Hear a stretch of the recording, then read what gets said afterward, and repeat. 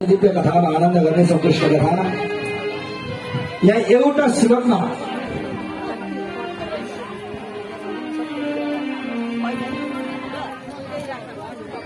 श्लोकमा रामायण सकिदिनु भएको छ। गुरुवर त्यक्तराजो व्यचरदनुवनं परम परिणाम प्रियाया पाणेश्वर साक्षमाभ्याम हृदितपतरुजो यो हरीन्द्रानुदाभ्याम वैरूप्या चोरपणाख्या प्रिय विहारुषा रोपिता भ्रो विजिम्मा प्रतापधीर्बद्धसेतो खड्गदान कौशलेन्द्रो बतांगा। सक्यो रामायण सकिदिनु भगवान। एउटा श्लोकमा रामायण सकिदिनु भयो सज्जन। यहाँ वर्णन गर्नुहुन्छ रामचरित्र मानसमा यति मीठा कथाले भरिपूर्ण भएको छ नि सज्जन। त्यति सहीले राजा महाराजाको छोरा भएका छैनन्, सन्तान भएका छैनन्। सूर्य वंशीय राजाका दिव्य कथाहरू श्रवण गराउन लागिराख्नु भएको छ, श्रवण गराउन आँट्नु भएको छ। मीठा मीठा कथा प्रसङ्गलाई वर्णन गर्दै हुनुहुन्छ। भन्नुहुन्छ सज्जन, दशरथका जेठी पत्नीको नाम हो कौशल्या, माइली पत्नीको नाम हो कैकेयी अनि कान्छी पत्नीको नाम हो सुमित्रा। तीनटी पत्नी तर पनि सन्तान भएन। मैले अस्ति भन्दै थिएँ नि, विवाह गरेर जब सन्तान भएन नि त्योभन्दा दुःख अर्को के हुन्छ र? त्योभन्दा दुःख अर्को केही पनि हुँदैन सज्जन। यदि विवाह गरेर सन्तान भएन भने त्योभन्दा दुःख अर्को के हुन्छ र? यहाँ पनि त्यस्तै भयो। राजाकामा सन्तान भएन, तीनटी पत्नीबाट पनि सन्तान भएन। अब के गर्ने होला? आपत्ति पर्यो। आज राजाले पुत्रश्री यज्ञ गर्न लाग्नुभयो। पुत्रश्री यज्ञ गर्नका निमित्त आउनुभयो वशिष्ठ गुरु। वशिष्ठ गुरु आउनुभयो, साथमा ऋष्यशृङ्गी पनि आउनुभयो।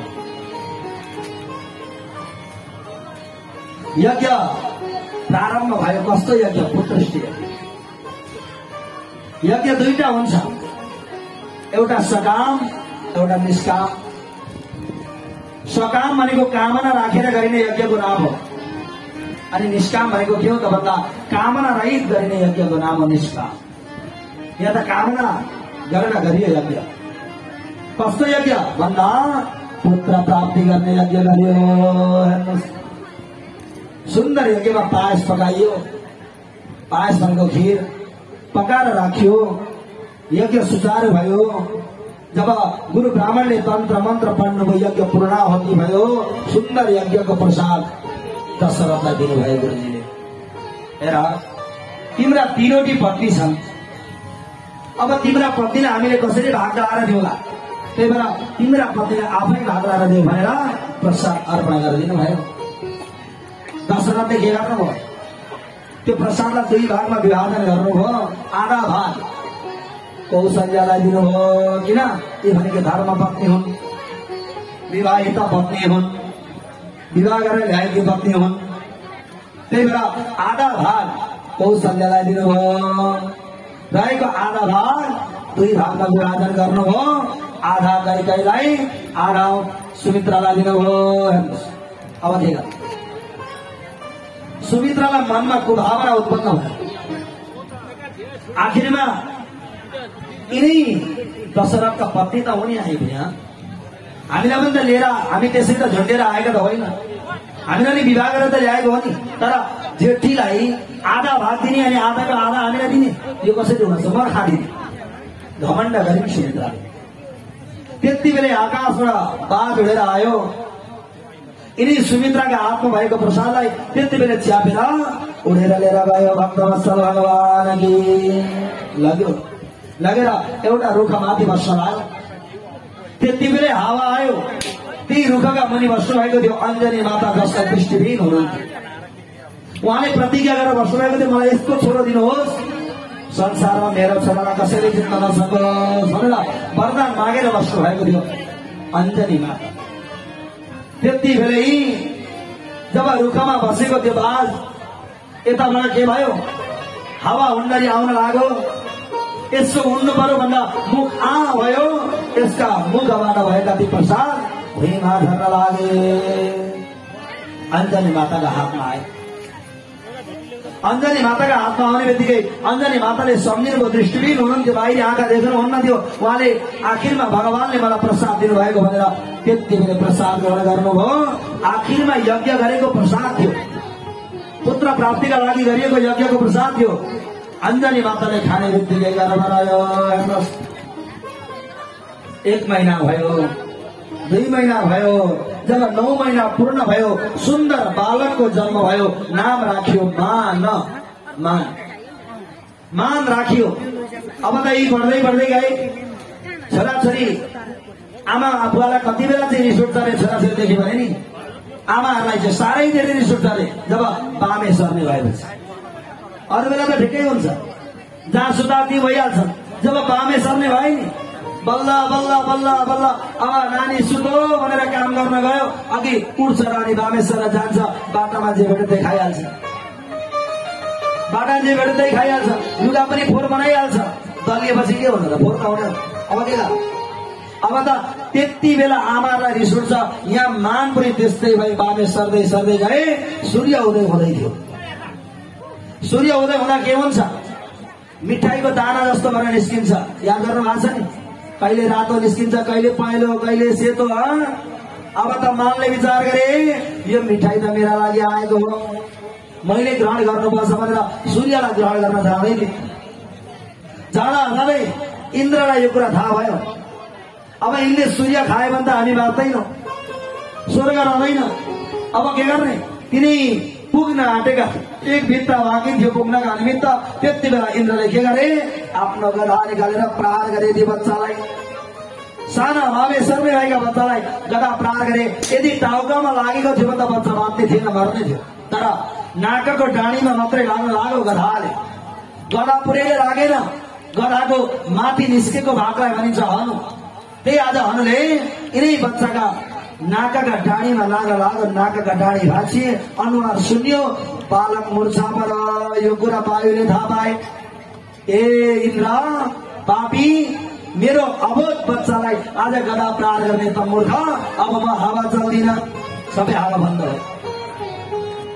हावा छैन, अब के गर्ने। जब हावा चलेन भने कति गाह्रो हुन्छ भनेर भाष्य।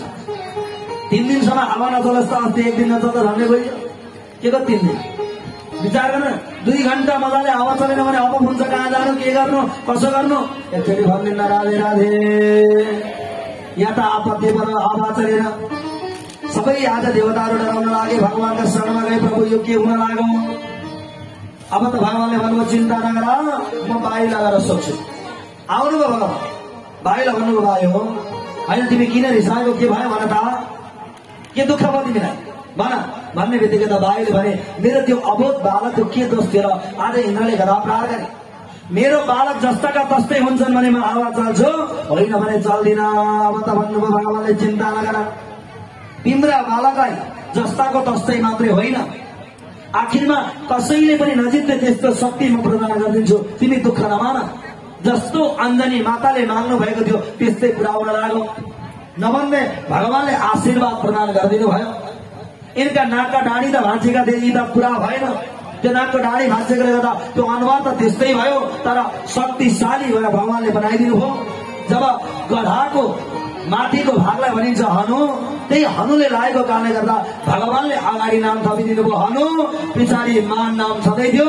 नाम रह्यो हनुमानजी महाराज के, भक्तवत्सल भगवान के हनुमान नाम रह्यो। त्यही भएर त आज अयोध्याका रामलाई सीता खोज्नका लागि यिनै हनुमानले सहयोग गर्नु पर्यो कि परेन।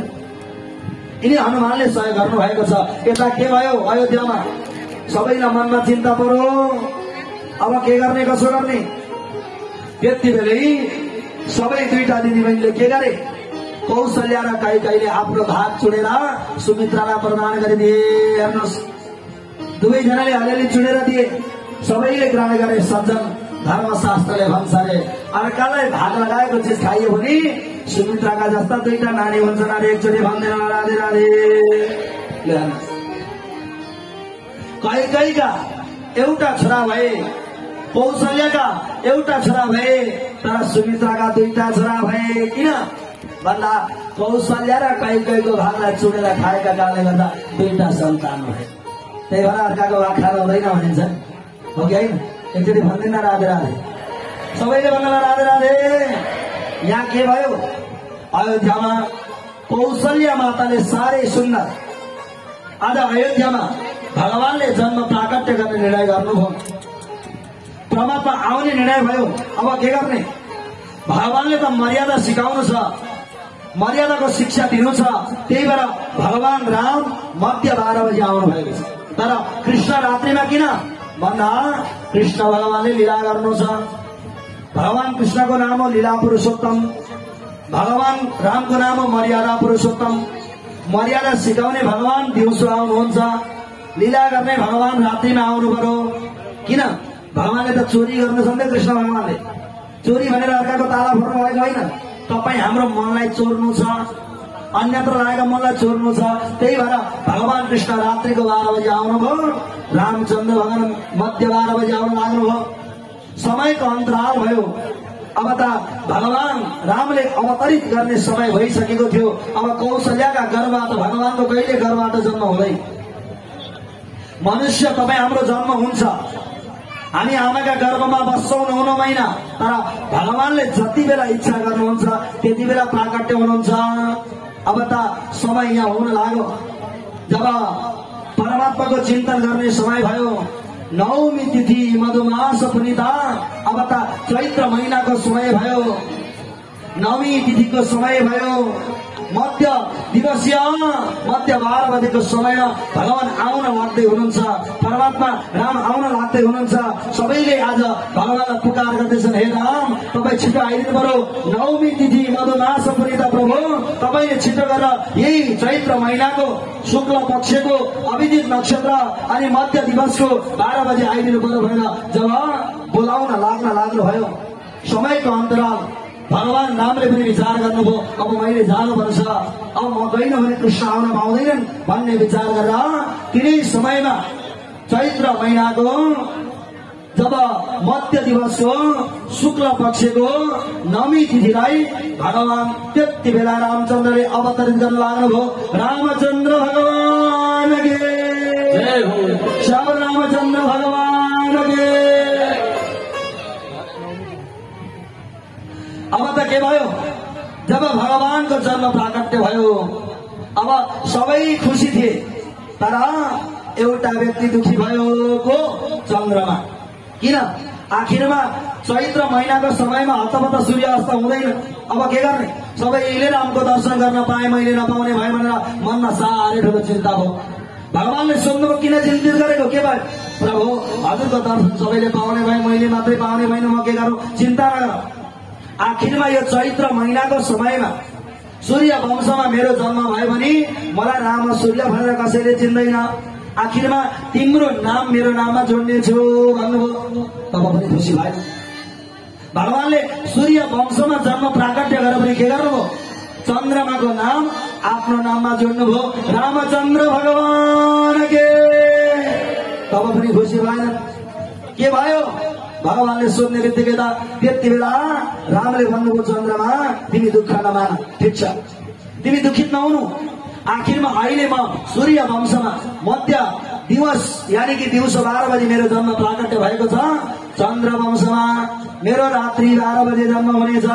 त्यति बेला तिमीले मात्रै मेरो दर्शन गर्न पाउनेछौ, अरू कसैले पनि तिम्रो दर्शन गर्न पाउने छैनौ भन्ने बित्तिकै खुसी हुनुभयो।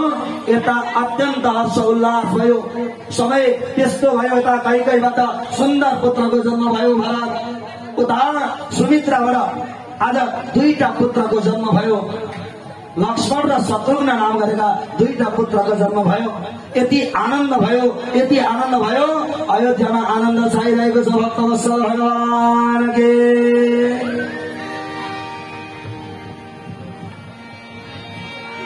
ओ नवमी तिथि मधु मास पुनीता शुक्ल पक्ष हरि प्रीता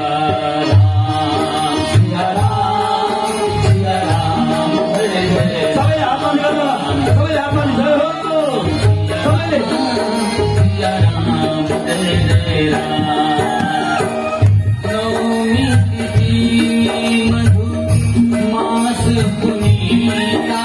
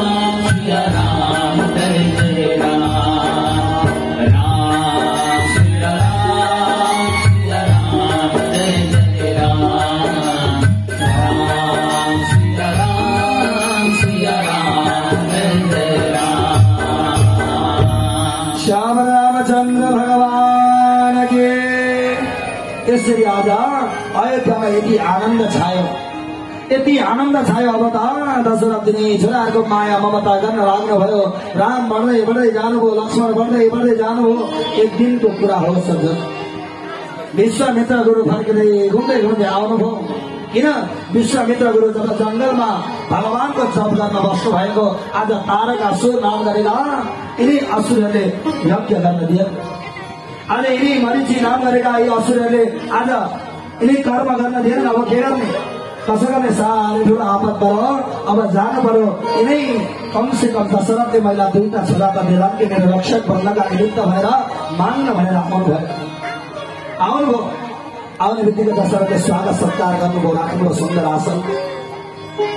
भन्नुभयो कति कामले पाल्नुभयो प्रभु, गुरुजी म के सेवा गरौँ भन्ने बित्तिकै भन्न लाग्नुभयो, हे दशरथ आज मलाई असुरहरूले यज्ञ गर्न दिएन। मलाई हजुरका दुईटा छोरा दिनु पर्यो, राम र लक्ष्मण। किन, कमसे कम मेरो रक्षक बन्नका निमित्त हजुरले मलाई दिनु पर्यो दुईटा छोरा। बिचारा त्यति बेला दशरथको भवानी आँसुबाट भन्नु पर्यो, गुरुजी मेरो सारा सम्पत्ति माग्नुहोस् म दिन तयार छु, मेरो धन दौलत सबै माग्नुहोस् म दिन तयार छु, मेरो राज्य माग्नुहोस् म दिन तयार छु, तर यी राम र लक्ष्मण भनेर मेरा दुईटा आँखा हुन् प्रभु। त्यही भएर यी मेरा आँखालाई मागिदिनु भयो भने मैले कसरी हेरौँ प्रभु, यो नमागिदिनुहोस् भनेर अनुनय विनय गर्नुभयो, तर मान्नु भएन। अन्ततगत वशिष्ठ गुरु आउनुभयो, आएर दशरथलाई सम्झाउनु भयो। दशरथ आफूभन्दा विद्वान गुरुजनले मान्नु भयो, नाइ भन्नु हुँदैन, लिएर पठाऊ। पछि बुहारी लिएर आउनेछन् भनेर आशीर्वाद दिनुभयो। अन्ततगत बिचरा राम र लक्ष्मणलाई दिने त मन थिएन, तर गुरुको आज्ञा पालन गर्ने भएका दशरथले राम र लक्ष्मणलाई दिन लाग्नुभयो। गभरि आँसु पारेर भन्नुहुन्छ, गुरुजी मेरा छोराका साना कलिला हात छन्, कतै परे असुरहरूले केही नराम्रो गर्ने हो कि प्रभु रक्षा गरिदिनु होला छोराको भनेर पठाउन लाग्नुभयो। रामलाई चिन्न सक्नु भएन दशरथले, आफ्ना छोरा मान्नुभयो। साक्षात् स्वयं ब्रह्मा परमात्मा हुनुहुन्थ्यो राम। अब त जानुभयो दिनै जंगलमा। विश्वामित्रले जहाँ यज्ञ गर्नुहुन्थ्यो, तप गर्नुहुन्थ्यो, त्यहीँ जानुभयो। यज्ञको सेवा गर्नुभयो, शुश्रूषा गर्नुभयो। समयको अन्तराल आज असुरहरू आउन लागे। तारक असुर नाम गरेका असुर आए। भगवानले त्यसको अन्त्य गरिदिनु भयो। सुबाहुलाई पनि बाण हानिदिनु भयो। सुबाहु कि ढल्न लाग्यो। मरिचलाई पनि बाण हान्नु भएको थियो, तर मरिच मरेन, गएर लङ्कामा पछारियो। सज्जन, लङ्कामा पछारियो। अन्तत गत्वा त्यही मरिच पछि गएर सुनको मृग भनेर आएको छ। सुनको मृग भनेर आएर आज सीतालाई हरण गर्नका निमित्त लागि परेको छ। सज्जन, सबैको अन्तराल हो। वास्तवमा दशटाउके रावण होइन। दशटाउके रावण हामी भन्छौँ, तर वास्तवमा दशटाउके रावण होइन। 10 जनाको बुद्धि एउटैमा थियो रावण। 10 जनाको बुद्धि भएको रावण थियो। किन? यदि उसले सीतालाई हरण गर्नुपर्ने कारण थिएन। किन गर्यो त भन्दा, यदि म मात्रै रामसँग युद्ध गर्न गएँ भने मेरो मात्रै उद्धार हुन्छ, मेरा असुरको हुँदैन। कमसेकम मैले सीता मातालाई त हरण गरेर ल्याएँ भने आमा मान्थ्यो सीतालाई। दुर्व्यवहार गरेन। अशोक वाटिकामा आफ्नै आमा समान गरेर राखेको छ, रक्षा गरेर। किन भन्दा, यदि मैले सीता मातालाई हरण गरेर ल्याएँ भने राम खोज्दै खोज्दै आउनुहुन्छ। खोज्दै खोज्दै आएपछि मेरा असुरहरूसँग युद्ध हुनेछ, मेरा असुरहरूको पनि उद्धार हुनेछ, मोक्ष गति प्राप्त गर्नेछ। राम भनेका त भगवान हुन्। त्यही भएर अनि मेरो पनि उद्धार हुनेछ भनेर आज आफ्ना कल्याणका लागि होइन, जनकल्याणका लागि, सबैका कल्याणका लागि आज रामले सीतालाई, यानि कि रावणले सीतालाई हरण गरेको छ। आउँछ अगाडि प्रसङ्ग, समय छोटो छ। यता के भयो? अब त जंगलमा बस्दै हुनुहुन्थ्यो। उता जनकपुरमा जनक राजाले एउटा माटा मुनिबाट, यानि कि कन्याको प्राकट्य भयो एउटा बाक्समा, जसको नाम राख्यो सीता। समयको अन्तराल यिनी बढ्दै बढ्दै गइन्। आज पृथ्वीकी छोरी भएका कारणले गर्दा आज जनकले पनि साह्रै धेरै माया ममता गर्नुभयो। ममता गरेर पालन पोषण गर्नुभयो। हुर्किँदै हुर्किँदै गइन्। सीता माताको जन्म प्राकट्य हुने बित्तिकै जनक राजालाई उन्नति प्रगति बढेर गयो। राज्य धेरै आज सफल बन्न पुग्यो। अत्यन्त खुसी भएर एक दिनको कुरा उहाँले विचार गर्नुभयो, यस्ता साहसशाली शक्तिशाली सीताको विवाह मैले त्यसै गर्नु हुँदैन, त्यसै मैले विवाह गरिदिनु हुँदैन। अब मैले विचार गर्नुपर्छ, जो यो संसारमा योद्धा छ, जो बलवानशाली छ, आज उसैलाई मेरी छोरी विवाह गरेर दिनु पर्यो भन्ने विचार गरे। मन्त्रीमण्डल बोलाए। जनक राजाको भाइको नाम थियो कुशध्वज, जनकको अर्को नाम थियो शिरध्वज। यिनी कुशध्वजका पनि 3वटी छोरीहरू थिए। आफ्ना भाइका छोरी पनि दाजुका पनि छोरी हुन्छन्, ध्यान दिनु होला। भाइका छोराछोरी भनेको दाजुका पनि छोराछोरी हुन्, दाजुका छोराछोरी भनेको भाइका पनि छोराछोरी हुन्। त्यसमा कुनै मतभेद छैन। एकचोटि भनिदिनु होला राधे राधे। अब के गर्ने? जब घोषणा गरिदिनु भयो जसले यो धनुष्यले गर्ने निर्णय गर्नुभयो गुरुजनका कुराद्वारा, जब धनुष्यले गरेर भन्नुभयो जसले यो धनुषमा ताँदो चढाउँछ उसैलाई मेरी छोरी विवाह गरेर दिन्छु भनेर घोषणा गरिदिनु। ल, जो बलशाली हुनुहुन्छ, शक्तिशाली हुनुहुन्छ, बलशाली योद्धाहरू आउनु होला धनुषमा ताँदो चढाउन भनेर घोषणा गरिदिनु भयो।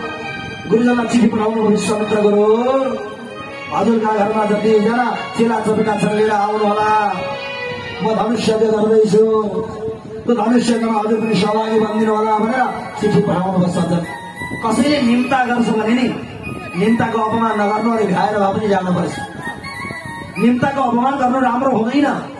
त्यसैले गर्दा विश्वामित्र गुरुले पनि निर्णय गर्नुभयो, आखिरमा मलाई निम्ता आएको छ, मैले निम्ता मान्नुपर्छ, जानुपर्छ भनेर आउन लाग्नुभयो। हेर्नुहोस्, आउने बित्तिकै के भयो?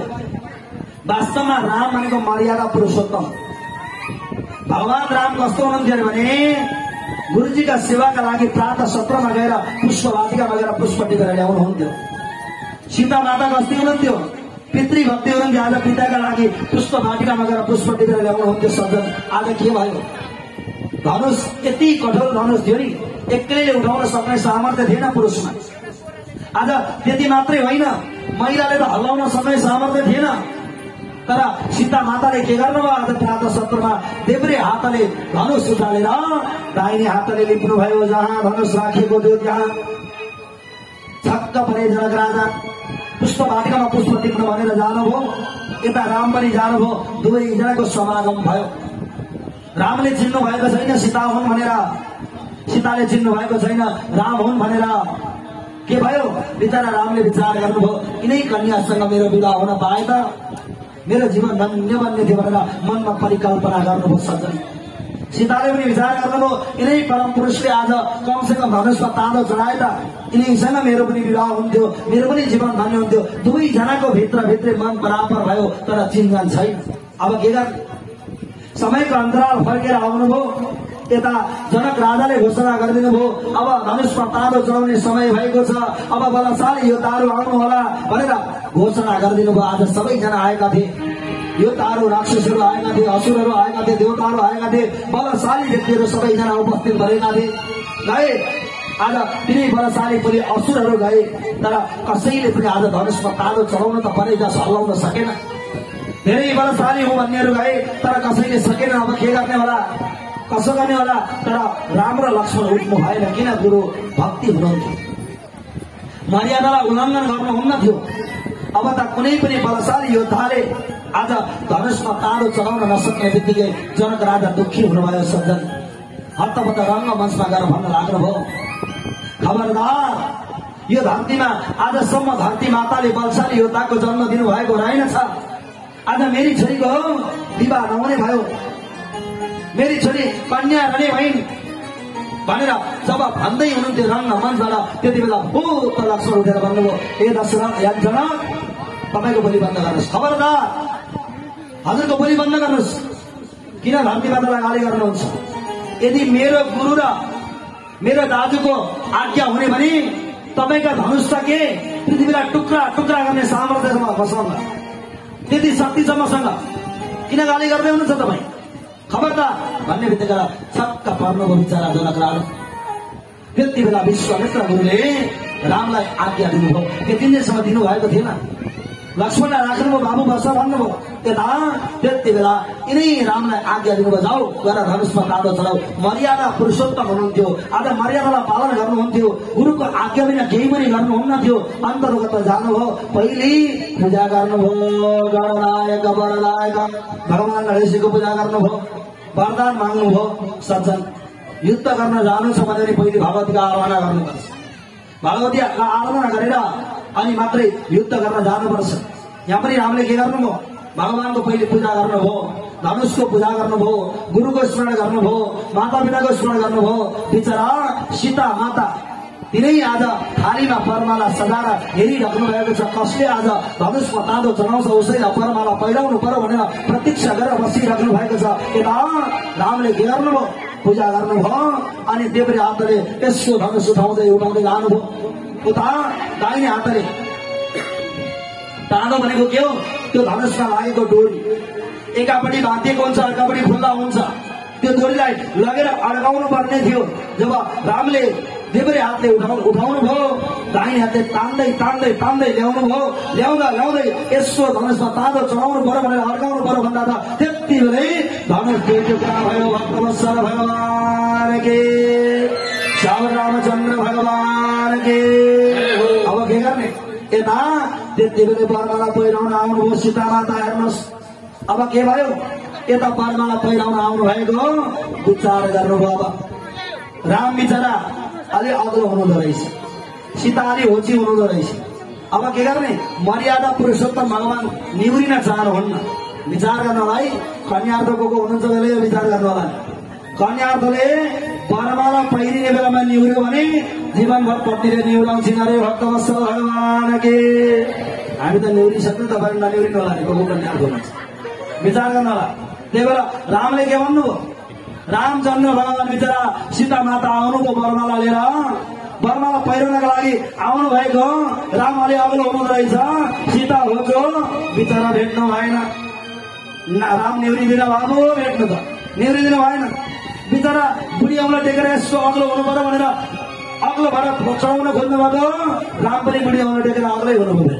कहाँ बचाउन चाहन्छ माथि मात्र हेर्नुहुन्छ मुनि हेर्नुहुन्न पसिनै पसिना भइसक्नुभयो केही गर्नु भएन अब त भने चाहिँ पृथ्वी माता जन्म त हजुरले मलाई दिएको हो राम त मर्यादा पुरुषोत्तम हुनुहुन्छ निहुरिन चाहनुहुन्न अब मै निहुरिन्छु प्रभु त्यही भएर भगवान राम बसेको ठाउँलाई होचो बनाइदिनु होला म बसेको ठाउँलाई अग्लो बनाइदिनु होला मै निहुरेर वरमाला चढाउँछु भन्नुभयो नभन्दै पृथ्वीले पनि विचार गर्नुभयो कुरो त ठिकै हो ल ठिकै छ भनेर यसो बिचरा सीता बस्नु भएको ठाउँलाई अग्लो बनाउन खोज्नु हुँदै थियो रामले के गर्नुभयो बुढी ओलाले यसो पृथ्वीलाई टेकेर भन्नुभयो खबरदार हलचल गरिछौ भने नि तिमीलाई मेरो मुसलले तानेर लगेर समुद्रमा मिलाइन भने मेरो नाम पनि राम होइन भन्ने बिगेर आउनुभयो पृथ्वी अब के गर्ने पसिनै पसिना हुनुभयो लगाएका लाली पुगडा सबै आज पुछिन लागे अब के गर्ने त्यति बेला देवरतिर पुलुक्क हेर्नु गरेर हेर्नुहोस् देवरतिर भाउजूलाई दुःख पराउने भाउ अनि के गर्नुपर्छ देवरतिर फर्किनुपर्छ हेर्नुहोस् है सिकाउँदै हुनुहुन्छ नि भाउजूलाई आपद पर्यो भने दाजुले भनेका मानेन भने देवरतिर फर्किनु पुलुक्क त्यति बेला लक्ष्मणले के भन्नुभयो भाउजू आँखाको इसारा बोल्यो भने त थाहा पाइहाल्छ हाम्रा दाजु त्यो विषयमा छैनन् कहाँ निहुरिन्छन् र निहुरिँदैनन् भाउजू म यहाँबाट जान्छु अगाडि अनि घर दाजुका गोडामा निहुरेर ढोक्छु अनि दाजुले भाइ के गरेको भनेर मलाई उठाउन लाग्नुहुन्छ त्यही मौका छोपेर हजुरले वरमाला पहिराउनु होला भन्न लाग्नुभयो अब त नभन्दै आज दाजु भाउजूको इसारा यानि कि देवर भाउजूको इसारा भयो लक्ष्मण यताबाट आउनुभयो आधा घोडा टेक्नुभयो अनि टेकेर दाजुको यसो गोडामा निहुरिनु हो दाजुलाई ढोक्न मात्रै भएको थियो दाजुले के भन्नुभयो होइन के गरेको मेरो भाइ भनेर निहुरेर उठाउँदै हुनुहुन्थ्यो त्यही मौका छोपेर सीताले वरमाला पहिराउनु भयो सीतारामचन्द्र भगवान के भक्तवत्सल भगवान के अब त जनकपुरमा राम आए के भनेर बेहुलो भनेर आउनुहोस् एउटा सुन्दर भनेर स्वर गरौँ भक्तवत्सल भगवान के जनकपुरमा राम आए बेहुला बनेर जनकपुरमा राम आए बेहुला बनेर जाउँ सकी पर्सिनलाई फुल लिएर जाउँ सकी पर्सिनलाई फुल लिएर जनकपुरमा राम आए बेहुला बनेर जनकपुरमा राम आए बेहुला बनेर जाउँ सकी पर्सिनलाई फुल लिएर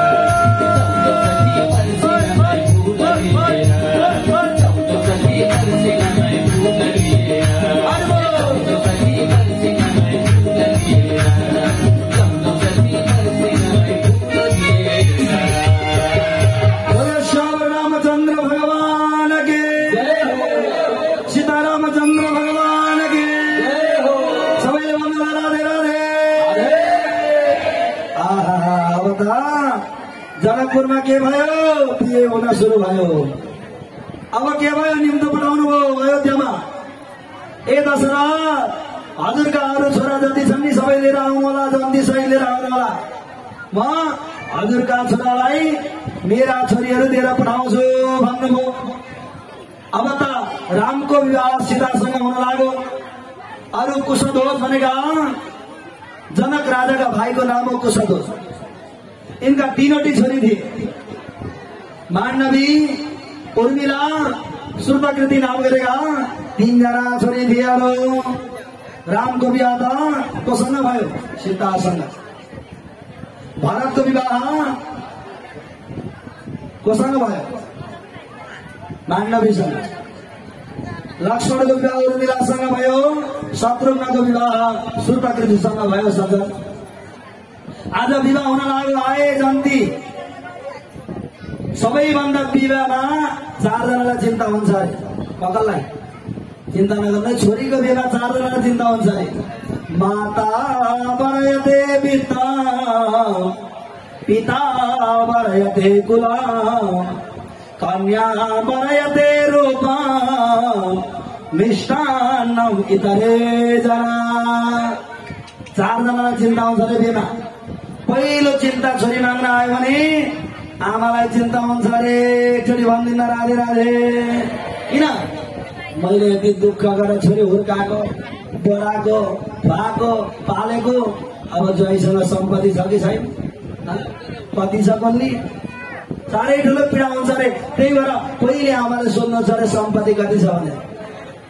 हाँस्नु आमाहरू हो रहेछ। हेर्नुहोस् है, आमाहरूलाई चिन्ता हुन्छ अरे सम्पत्ति। अनि पितालाई चाहिँ सम्पत्तिको चिन्ता हुँदैन अरे। के को चिन्ता हुन्छ? आखिरमा सानेकी आमालाई त मैले ल्याएर कमाएको त भने के थियो र मसँग। तर यदि भरे अब सम्झि चाहिँ उल्टो सिधा गर्छन् कि उठ्दैनन्, भरे बाटोमा भेटिए सम्झि भन्दा राम्रो हुँदैन। सबैभन्दा चिन्ता पितालाई कुलको हुन्छ अरे। एकचोटि भन्दिन राधे राधे। सम्पत्तिको मतलब पितालाई हुँदैन। अनि कन्यालाई चाहिँ के को चिन्ता हुन्छ? चाहे सम्पत्ति होस् कि नहोस्, सम्पत्तिको मतलब भएन कुल राम्रो होस् कि नहोस्, रकेट उडाओस् कि नउडाओस्, रूप चाहिँ राम्रो छ कि छैन। भोलि त म बजारमा चाहिँ आहा कति राम्रो जोडी भन्छन् कि भन्दैनन्। त्यही भएर उल्टै हेर्छन् अरे माग्न आउँदा ठिकै नि। भोलि सुहाउँछ कि सुहाउँदैन जोडी भनेर रूपको चिन्ता हुन्छ अरे कन्यालाई। अनि बिहामा इष्टमित्रलाई चाहिँ के को चिन्ता हुन्छ? केटो राम्रो होस् कि नहोस्, बेहुली राम्री होस् कि नहोस्, खानाको चिन्ता हुन्छ अरे। आज के पकाएर खाने कुरा फल्लाका बेला। त्यही भएर बेहुली हेर्दैन, पहिले खाने ठाउँ हेर्छन्। एकचोटि भन्दिन राधे राधे। यहाँ पनि के भयो? आज आयो अयोध्याबाट सबै जन्ती। अब मिष्टान्न के छ? बेहुला बेहुली हेर्नतिर लागेन र खानातिर लाग्यो। एक दिन त राम्रै त हुन्छ नि, रबडी हुन्छ, के हुन्छ, बुनिया हुन्छ, जहिले कहाँ हुन्छ भने जेडी हुन्छ, के हुन्छ खान थाले। विचार गरेर के भने अरे आहा सधैँभरि यहीँनिर बस्नुभयो त मिठो मिठो खाना पाइने रहेछ भनेर सबै अयोध्यावासीले विचार गरे। यता विवाह भयो, हेर्नुहोस् विवाह भएपछि कहाँ जति बेला राख्छन् र पठाइहाल्छन् नि घरतिर। अब त जब छोरी विदाई गर्ने बेला भयो सज्जन, सबैभन्दा ठुलो चिन्ता हुन्छ अरे जाति कन्या महती चिन्ता। छोरीको चिन्ता सधैँभरि बाबुआमालाई बढिरहन्छ। विचार गर्नुहोस् न। त्यही भएर घरमा सासूलाई बुहारीको मतलब हुँदैन अरे। छोरी खायो कि खाएन मलाई लुकी लुकी फोन गर्नुहुन्छ अरे। एकचोटि भन्दैन राधे राधे। बुहारीको मतलब हुँदैन, तर छोरीको चिन्ता हुन्छ। अनि खायो कि खाइन छोरीले, के गर्दैछ कोनी, ज्वाइँ कता जानुभयो, चिन्ता हुन्छ अरे। फोन गर्न थाल्नुहुन्छ। एकचोटि भन्दैन राधे राधे। धर्मशास्त्रले भन्यो मैले होइन नि नरिसाउनु। अब के भयो? यहाँ विवाह भयो, लिएर जानुभयो घरमा। विवाह भएर घरमा लगिसके पश्चात बुहारीको मुख हेर्नुपर्छ अरे नि। ककलाई थाहा छ? आमाहरू सबैलाई थाहा छ प्राय। बुहारीको मुख हेर्नका लागि त चाहिन्छ अरे नि। कि अब सुनेको चाहियो? अहिले त धेर छैन, 1 लाख पुग्यो होला होइन, महँगै छ नि त। के गर्नु? त्यही चाहिन्छ अरे नि त हेर्नलाई त। बिचरा कहिले पनि बुहारीको मुख हेर्नु हो, सुमित्राले पनि हेर्नु हो, तर बिचरा कौशल्यासँग बुहारीको मुख हेर्ने केही पनि भएन। अब के गर्ने? मनमा साह्रै ठुलो पीडा भयो। मैले बुहारीको मुख कसरी हेरौँ अब? तर विचार गर्नुको मैले जन्माएको छोरो भन्दा ठुलो धन अर्को के छ? यो मेरो छोरै त पनि सम्पत्ति भनेको, योभन्दा ठुलो मेरो अर्को धन छैन भन्नुभयो। च्याप्प रामको हात पक्रेर सीताका हातमा राखिदिनु भयो अनि घुम्टो खोलेर बुहारीको अनुहार हेर्नुभयो। भक्तवत्सल भगवान के भोलिदेखि बुहारीको मुख हेर्दा के गर्नुपर्ने हुन्छ आमाहरू विचार गर्नु। अस्ति सुनिदिइहाल्नु भयो, अब अहिले के गर्नु विचार गर्नु है। अब बुहारीलाई माग्दा फेरि आउँदै कति गाह्रो छ। अब त छोराको हात पक्रिने बुहारीको हातमा राखिदिने भक्तवत्सल भगवान के।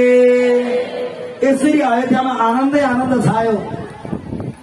दशरथले एक दिन विचार गर्नुभयो, अब त यसो दारी काट्नु पर्यो भनेको त दाहिने बाटो सेतै फुलेछ। पहिला पहिला जब कपाल फुल्यो नि, अब व्यवहार सुन्नुपर्छ भने त्यो अहिले जन्मेले फुल्या हुन्छ, के गर्नु अहिले त जन्मेले फुल्छ। समयको अन्तराल त्यसरी या भक्तजन हामी समक्ष तपाईहरु पानी पिउनका लागि अवश्य पनि कन्जुसाइ नगर्नु होला। पानी माग्नु होला, पानी भन्नु होला, त्यहाँ आइपुग्छ। यहाँ हामीलाई स्वर्गीय माता पिता रणबहादुर बुढाथोकी तथा गङ्गामाया बुढाथोकी उहाँको पुण्य स्मृतिको कामना गर्दै पितृहरूले मोक्ष गरी प्राप्त गरून् भन्ने कामनाका साथ उहाँका छोराबुहारीहरू तिलकबहादुर बुढाथोकी, विमला बुढाथोकी, अमर, बबिता बुढाथोकी, शमशेर, अन्जु बुढाथोकीबाट अहिले भइरहेको कार्यक्रममा तपाईहरुलाई 25 कार्टन पानी प्रदान गर्ने हुन्छ। उहाँलाई जोरदार ताली समर्पण गर्नुहोला। राधे राधे। उहाँहरूको मनोकामना भावना पूरा होस्।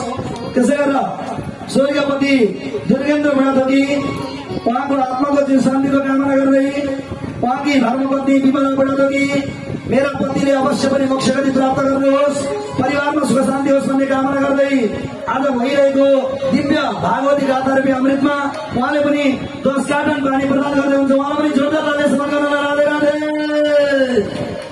आज बिहे हो नि त पानी त बाँड्नै पर्यो नि। कृष्ण भगवान आउँदैछन् अनि पानी पिउनु परेन। यता के भयो, धर्म अयोध्यामा राम्रो भयो, आनन्द भयो। सबैभन्दा धेरै माया कैकै माताले गर्नुभयो, सौतेनी आमाले। कसलाई? रामलाई। बरु भरतलाई गर्नुहुन्न थियो। त्यति राम्रो माया गर्दै हुनुहुन्थ्यो।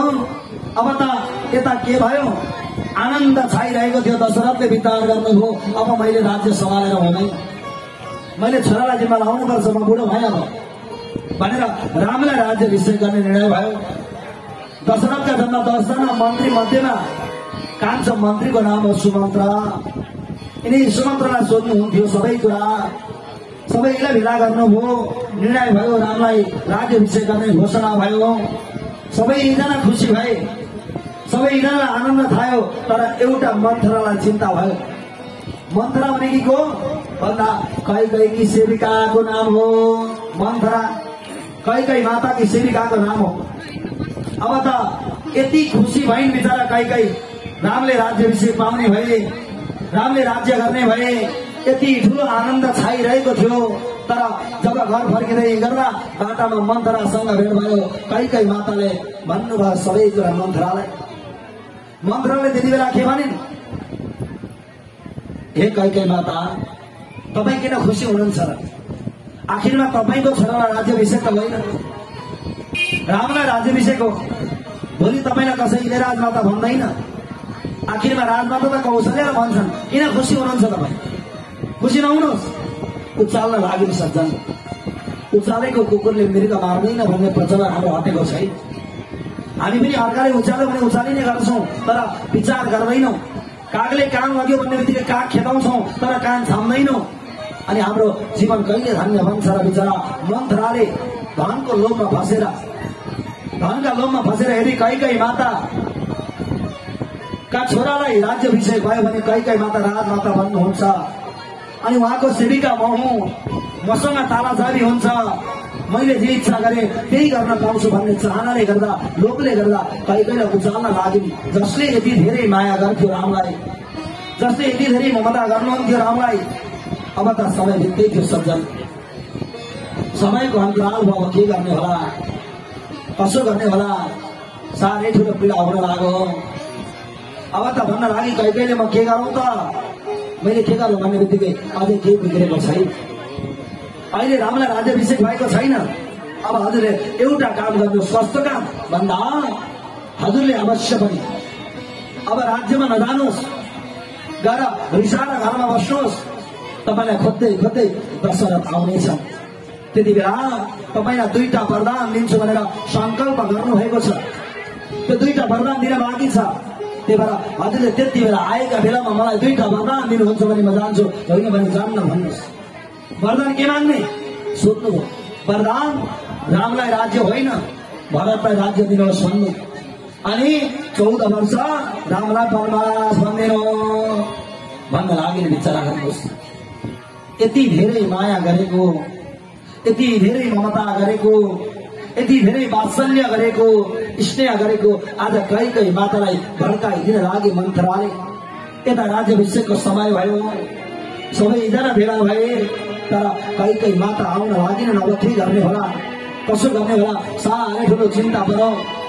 अब त सबै गुरुजनले भन्नुभयो, दशरथ तिमी पत्नी कैकेयी आएकी छैन, जाऊ कैकेयीलाई लिएर आऊ। बोलाउन लाग्यो सज्जन। परे दुखे दुखितम, परे सुखे सुखितम। अर्काको दुःखमा दुःखी हुन सिक्नुपर्छ, अर्काको सुखमा सुखी हुन सिक्नुपर्छ। यो धर्मशास्त्रको महत्व। अब के गर्ने बिचरा दशरथ आफ्ना पत्नीलाई खोज्दै खोज्दै गए। यता रामलाई आजसम्म भोजन गरेका थिएनन्, समय भएको थिएन भोजन गर्ने। हत्तपत्त कौशल्या माताका हातले पकाएको भोजन खान भनेर जानुभयो, प्रसाद ग्रहण गर्न भनेर जानुभयो। यता बिचरा कैकेयीलाई लिन भनेर गएका दशरथले बोलाउन लाग्नुभयो। कैकेयी के भयो, तिमी किन रिसाएर बसे कि के भयो तिमीलाई भन भन्ने बित्तिकै त त्यति बेला कैकेयीले भन्न लाग्यो, आखिरमा तपाईँ त कति दानी भन्नुहुन्थ्यो नि, म जस्तो दानवीर अर्को छैन भन्नुहुन्थ्यो नि, तर तपाईँ त झुटो हुनुहुँदो रहेछ। के भयो कैकेयी भन भन्ने बित्तिकै तपाईँले मलाई 2टा वरदान दिन्छु भनेर संकल्प गरेर आजसम्म दिनुभएको छैन भने के दानी भन्नुहुन्छ तपाईँ? दिनुहुन्छ भने मलाई 2टा वरदान दिनुहोस्, होइन भने म राज्यमा जाने छैन भन्ने बित्तिकै त्यति बेला दशरथले भन्नुभयो, कैकेयी आखिरमा यो 2टा वरदान नै आएर मागेको भए पनि त दिन्थे नि, किन रिसाएर बसेकी हेर। समाजले के भन्छ, सबैजना भेला भएका छन्, सबैजना आएका छन्, सबैजना रामलाई राज्याभिषेक गर्नका निमित्त उपस्थित बनेका छन्, तर तिमी मात्रै नहुँदा समाजले के भन्छ देवी हेर, नुहाइ गर तिमीलाई वरदान दिन्छु भन्ने बित्तिकै त्यति बेला मानिनन्। बिचरा कैकेयीले भनिन्, दिनुहुन्छ भने यहीँ दिनुहोस्, होइन भने म जानेवाला छैन, जानेवाला छैन म भन्ने बित्तिकै ढिला भइसक्यो। भन वरदान के हो, म दिन तयार छु। त्यति बेला भन्न लागिन्, पहिलो वरदान रामलाई राज्य होइन भरतलाई राज्य हुनुपर्छ। दोस्रो वरदान रामलाई 14 वर्ष वनवास भन्ने बित्तिकै त विचारका भएर आँसु भयो दशरथको। सबै समाज भेला भएको छ, रामलाई राज्याभिषेक गर्नका निमित्त सबैजना उपस्थित बनेका छन्, तर कैकेयी भन्दैछ भरतलाई राज्य भनेर, कैकेयी माग्दैछ रामलाई 14 वर्ष वनवास भनेर। त्यति बेला विचारका भएर आँसु पारेर दशरथले भन्नुभयो, कैकेयी यो तिमीले के भनेको, समाजले के भन्छ मलाई, रामलाई राज्याभिषेक गर्नका निमित्त सबैजना तयारी बनेका छन्, हेर देवी आखिरमा यो तिमीले के गर्न लाग्यो, के भनेको तिमीले भन्ने बित्तिकै कैकेयीले भन्न लाग्यो, दिन नसक्नेले दिन्छु भनेर किन घमण्ड गर्नु, आखिरमा दिन सक्दैनछु भने किन दिन्छु भन्नु भन्ने बित्तिकै त्यति बेला दशरथ भुइँमा घोडा टेक्नु भयो। विचारका भएर आँसु भए, अत्यन्त आफ्नो जिउलाई थाम्न सक्नु भएन। त्यति बेला भुइँमा लड्न लाग्नुभयो, आँसुका दहमा दशरथको शरीर लड्न लाग्यो। बिचरा साह्रै ठुलो पीडा भयो। वास्तवमा हो, कैकेयीले नयाँ जीवन दिएकी थिइन् दशरथलाई। कुनै समय युद्ध थियो ठुलो, घमासान युद्ध भइरहेको थियो। युद्धमा चढेर दशरथले बाण प्रहार गर्दै हुनुहुन्थ्यो, गर्दै यता रक्तको चक्काको फेसो भाँचियो। फेसो भाँचेर चक्का बाहिर निस्किन लागिसकेको थियो। यदि चक्का बाहिर निस्केको भए त्यति बेलै दशरथ लडेर प्राण अन्त्य हुने थियो। यो कुरा पर कैकेयीले देख्न लागि हत्तापत्ता दगुर्दै गएर हत्तापत्ता तिनी अम्लोमा, यानि कि जुन फेसोमा आफ्नो अम्लो एक हातले लगाउन लागे, अर्का हातले रक्तका चक्कालाई थामेर आज दशरथलाई युद्ध जिताएको थिइन् बिचरा कैकेयीले। त्यति बेला दशरथले भन्नुभएको थियो, कैकेयी आज तिमीले मलाई नयाँ जीवन दिएकी छौ, मैले नयाँ जीवन पाएको छु, भन तिमी जस्ता सुकै वरदान माग, म 2टा वरदान तिमीलाई दिन तयार छु भनेर त्यति बेला कैकेयीलाई भन्नुभएको थियो बिचरा दशरथले। आखिरमा कैकेयीले भन्न लाग्यो, अहिले मलाई केहीको पनि दुःख छैन, मलाई केहीको पनि आपत्ति छैन प्रभु, जुन दिन मलाई आपत्ति पर्छ नि त्यति बेला अवश्य म मागौँला। मलाई केही पनि चाहिएको छैन भनेर राज्यमा फर्केर आउनु भएको थियो। आज चाहिएको थिएन, तर मन्थराले गर्दा मन्त्राले उचालेका कारणले गर्दा बिचरा दशरथसँग कैकैले यस्ता दुईटा वरदान माग्न लागे। नेता समय भयो रामलाई राज्याभिषेक गर्ने। दशरथ फर्केर आएनन्।